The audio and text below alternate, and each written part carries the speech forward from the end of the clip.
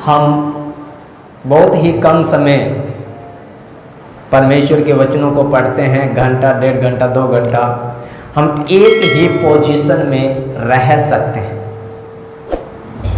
कोई बड़ी बात नहीं है, क्योंकि जिसने परमेश्वर के प्रेम को चख लिया, जिसने स्वर्ग के राज्य को अपनी आत्मा में देख लिया, रात रात भर घुटने के बल निकाल सकता है।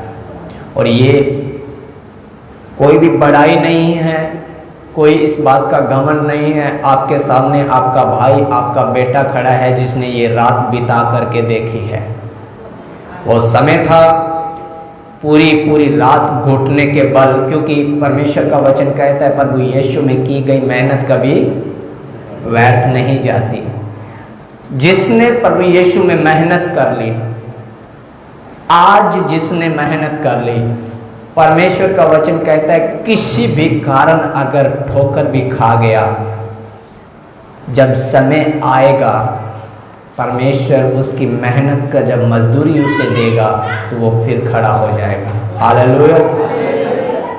अगर छोटी सी एक बात मैं आपको बताता हूँ, पतरस के जीवन को अगर हम देखें, पतरस उन चेलों में से था जो 12 लोग कहलाए गए, और पतरस वैसा ही जीवन जिया जैसे 12 लोगों ने जिया।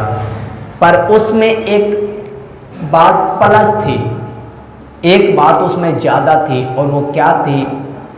चाहे वो सवाल ज़्यादा करता था, प्रभु यीशु से सवाल का एक पुलिंदा बना के रखता था, प्रभु ऐसा हो जाए तो ठीक नहीं है, ऐसा हो जाए तो क्या ठीक नहीं है, ये क्यों हुआ, वो क्यों हुआ, वो सवाल बहुत करता था। पर उसके जीवन में एक प्लस पॉइंट ये था, क्रूस की मृत्यु सहने तक किसी भी रीति से उसने इनकार भी कर दिया 3 बार, वो गिर भी गया, पर जो बात उसकी प्लस थी वो ये थी कि क्रूस की मृत्यु को सहने तक प्रभु यीशु के पीछे पीछे चलता रहा, छुप के, चोरी से। चाहे उसको मौत का डर था, और हर किसी को होता है। जब तक परमेश्वर का आत्मा नहीं मिलेगा कोई भी व्यक्ति शिथिल नहीं रह सकता। वो पतरस भी तो उस समय बगैर पवित्र आत्मा के ही चल रहा था। उसके पास शिक्षा थी, ज्ञान था, सब कुछ था, लेकिन पवित्र आत्मा अब तक क्या नहीं था?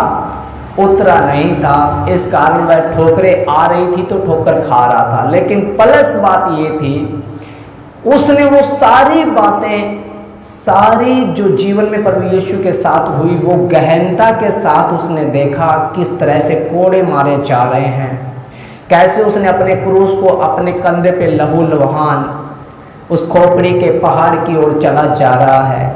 उसने उन लोगों को भी देखा जो चंगाइयाँ पा करके उसी के पीछे हो करके और उसी के क्रूस दो, क्रूस दो, इसको क्रूस दो।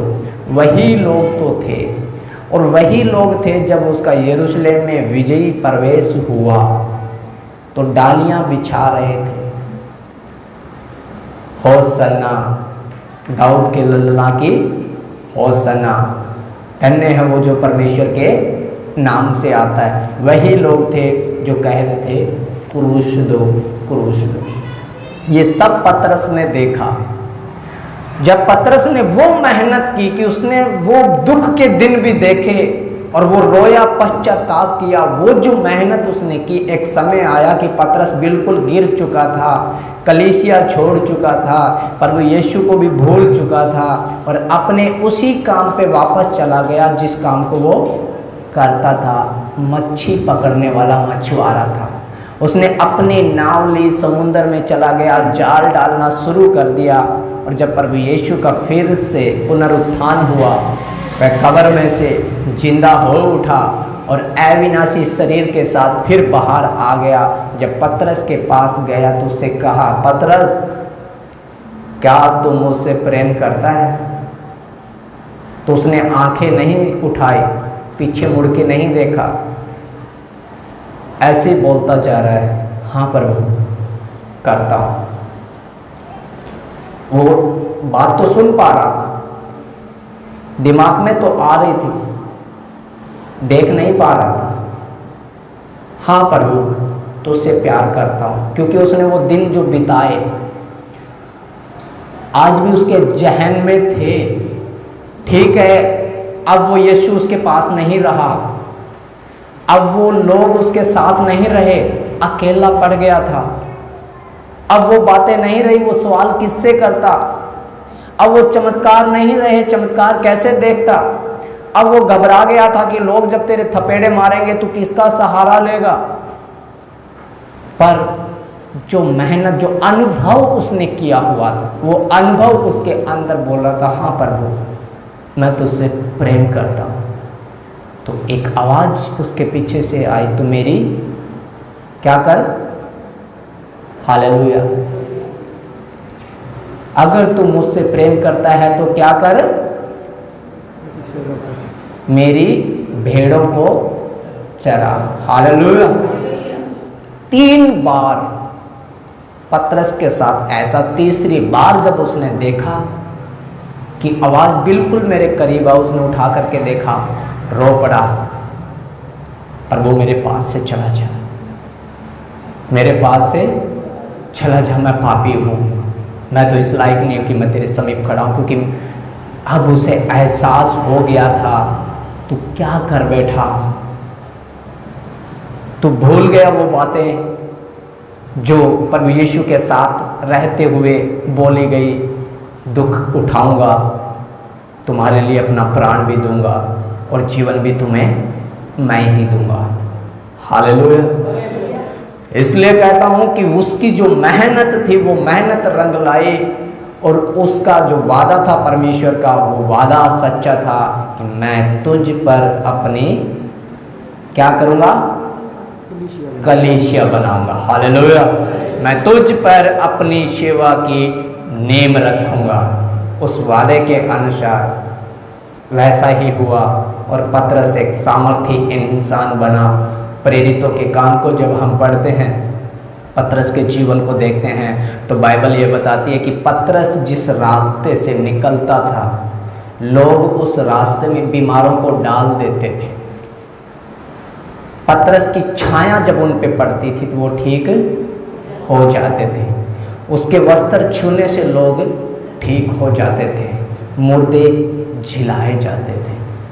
और पतरस से वादा किया था, तुम इससे भी बड़े बड़े काम करोगे। हालेलुया।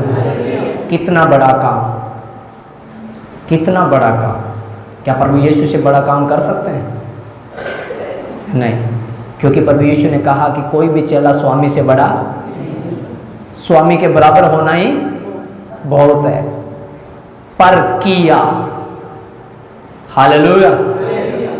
जब हम इस वचन को पढ़ते हैं तो पतरस कहाँ पैदा हुआ, कितने साल, और हम कहाँ पढ़ रहे हैं?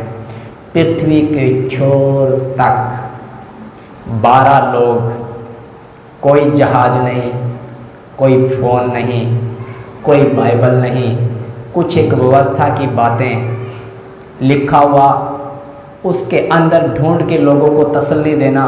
ये देखो भविष्यवक्ताओं ने लिखा हुआ है, वही मसीह था, ये देखो वही मसीह था, लोगों में विश्वास दिलाना, पूरा संसार भर दिया। हालेलुया। पूरा संसार भर दिया। कोई स्टेट, कोई जगह ऐसी नहीं है जहां पर भी यीशु का नाम नहीं पहुंचा। कितने लोग थे वो? कितने थे?